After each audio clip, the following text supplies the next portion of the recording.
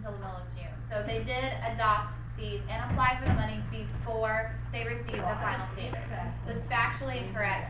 And I would love for someone in here, if you guys are gonna go back and meet with her, just print it out, take a copy of it and say, but the signatures are right here and they say May 27th, which means it was compiled prior to May 27th and that's when they were doing the final sign off. So that was incorrect.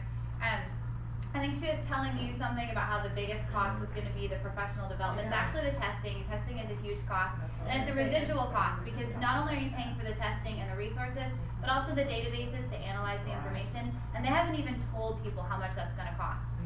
There's one estimate that it's going to cost over the first 7 years $15 billion to the states, divided out between the states. So divide that out between 44 states. It's a lot of money you don't have in your state budget right now. Do you have any literature on that? We can So send her too. it should be sourced in here, and then Okay. I can send you copies of all the studies. I can send you anything, any references in here you want the copy of, I can send you. But everything in the presentation is sourced. The thing about the professional development, all it is just take away the teacher work days. That's right. Right. And just But put they it need it. professional development, which now the teachers, I mean, Stressed over yeah, it. they had to do the grades on weekends because they were, you know, and I don't wanna say it, Yeah. teachers did years ago. yeah, but I'm just saying that those days were already built in there, Correct. way before. They're looking for a way to spend this money, so. And did I hear her say 80% of the money has already been spent? Yes, and there is no more race to the top money, so everything above and beyond what you have left is State cost based to you and the state, the taxpayer. I thought I heard her correctly. So we're still in development stage in the state of North Carolina, not even implementing so much. They're trying to implement, they're trying to roll You're it. in the process of But, implementing. so the developmental, she has no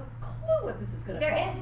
There is actually no formal study by any state on the impact that it's gonna have on state budgets, because they don't wanna do it. I mean, truly, they don't want to do this, because the numbers are gonna be astounding. No, I But I don't think thought so. she said they developed that back in Chicago. Well, I've got something that said 2007. Right, they didn't develop this in Chicago. Right. I mean, and thousands of teachers didn't look at this, 60 people looked at Yeah. this. Teachers in North Exactly. Carolina did not either. Correct, so there was no group of thousands of people that reviewed these and gave feedback. I would love to live in the bubble that all came from, but. That's unreal. She's like in a zone.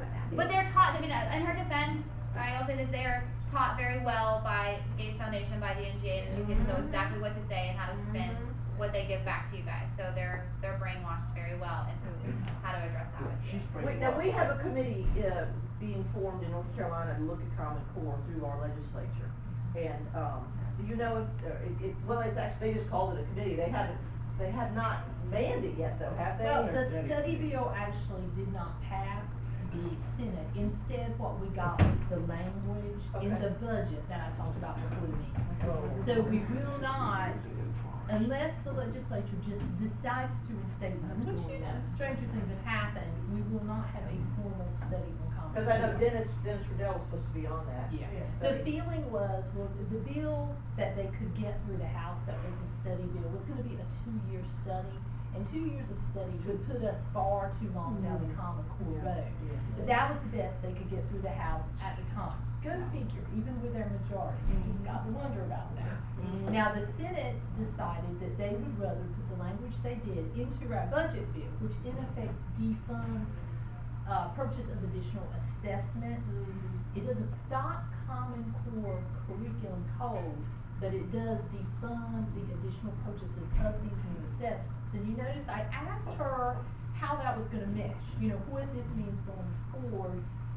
I don't know about you guys, I really didn't get an answer to that. No, you didn't. And now that is an answer that I have not been able to really get from the state legislature yet either.